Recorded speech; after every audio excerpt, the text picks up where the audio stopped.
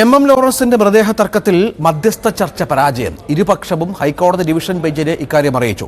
M ലോറൻസിന്റെ പെൺമക്കളുടെ appeal ഹൈക്കോടതി വ്യാഴാഴ്ച പരിഗണിക്കാൻ മാറ്റി. ആജ്ഞ രവീന്ദ്രൻ ചേരുകയാണ്. ആജ്ഞ, ഇവിടെ ഇതിൽ സമവായ ശ്രമത്തിന് ഹൈക്കോടതി ഒരുപാട് പരിശ്രമങ്ങൾ നടത്തിയിരുന്നു എന്നാണ്. പക്ഷേ ഇരുപക്ഷവും ഒരു തരത്തിലും വിട്ടുവീഴ്ചയ്ക്കില്ല. ഇനി എന്താണ് ഇന്ന് ഈ വിഷയത്തിൽ കോടതി പറഞ്ഞത്?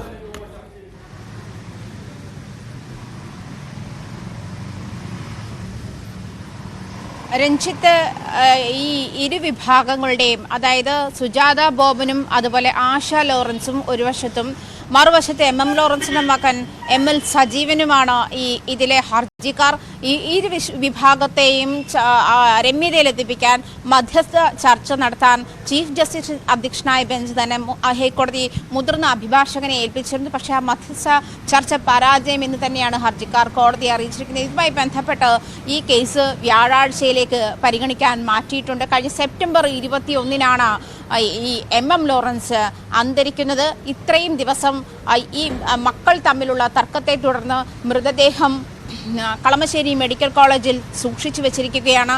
ഈ ഒരു സാഹചര്യത്തിൽ മതാചാരപ്രകാരം തൻ്റെ പിതാവിൻ്റെ മൃതദേഹം സംസ്കരിക്കണമെന്ന ആശ ലോറൻസ് ഈ എം ലോറൻസിൻ്റെ മൃതദേഹം പൊതുദർശനത്തിൽ വയ്ക്കുന്ന ഇടത്തേക്ക് കലൂർ ടൗൺ ഹാളിലേക്ക് എത്തിച്ചേർന്ന സാഹചര്യത്തിൽ, ഹൈക്കോടതി വിധിയുമായി എത്തിച്ചേർന്ന സാഹചര്യത്തിൽ തുടങ്ങിയ തർക്കമാണ് ഇന്നുവരെയും നീണ്ടിരിക്കുന്നത്. നമുക്കറിയാം, അനിഷേധ്യനായ ഒരു കമ്മ്യൂണിസ്റ്റ് നേതാവിൻ്റെ മൃതദേഹം ഇത്തരത്തിൽ മോർച്ചറിയിൽ തന്നെ, ഈ കളമശ്ശേരി മെഡിക്കൽ കോളേജിലെ മോർച്ചറിയിൽ തന്നെ തുടരുന്ന ഒരു സാഹചര്യത്തിൽ വളരെയധികം ചർച്ച ചെയ്യപ്പെട്ട സാഹചര്യം തന്നെയാണ്. കാരണം നമുക്കറിയാം, മൃതദേഹത്തിനുൾപ്പെടെ അല്ലെങ്കിൽ ജനിക്കാനിരിക്കുന്ന കുഞ്ഞിന് ഉൾപ്പെടെ അതിൻ്റെതായ റൈറ്റ്, അവകാശങ്ങൾ നിർദ്ദേശിക്കുന്ന നിയമസംഹിതയാണ് നമുക്കുള്ളത്.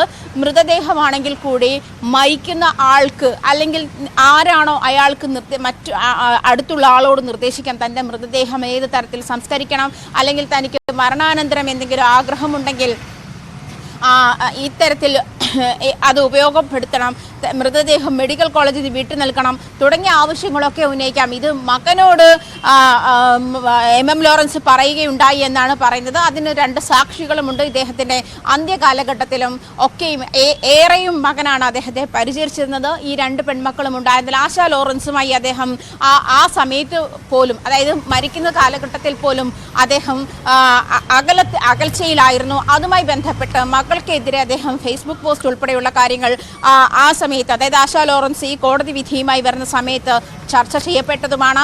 എന്തായാലും മക്കൾ തമ്മിലുള്ള ഈ തർക്കം ഇത് സിവിൽ കേസിന്റെ സ്വഭാവമാണെന്നാണ് കോടതിയുടെ നിരീക്ഷണം. ഇത്തരത്തിൽ പിതാവിന് വേണ്ടി മക്കൾ തമ്മിൽ ഉണ്ടാക്കുന്ന ഈ തർക്കം ഒരു മൃതദേഹത്തോട് കാണിക്കുന്ന അനാദരവാണെന്ന് കഴിഞ്ഞ സിറ്റിംഗിൽ കോടതി വ്യക്തമാക്കിയിരുന്നു. അതുകൊണ്ട് മൃതദേഹമാണ്, അതിന്റെ കാര്യത്തിൽ അന്തിമ തീരുമാനം ഉടൻ കൈക്കൊള്ളണം എന്ന് തന്നെ ആയിരുന്നു ഇത് ഇത്രകാലം മക്കൾ തമ്മിലുള്ള, അതായത് മധ്യസ്ഥ ചർച്ച പരാജയമാണ്. ഏതായാലും ഈ വിഷയത്തിൽ കോടതി വീണ്ടും സിറ്റിംഗ് നടത്തേണ്ടി വരും. നാളത്തേക്ക് അടക്കം എം ലോറൻസിന്റെ മുതിർന്ന അഭിഭാഷകന്റെ മധ്യസ്ഥതയിലാണ് ചർച്ച വിളിച്ചിരുന്നത്. ചർച്ച പരാജയമെന്ന് ഇരുപക്ഷവും ഹൈക്കോടതി ഡിവിഷൻ ബെഞ്ചിനെ അറിയിച്ചു. എം ലോറൻസിന്റെ പെൺമക്കളുടെ അപ്പീൽ ഹൈക്കോടതി വ്യാഴാഴ്ച പരിഗണിക്കാനായി മാറ്റി.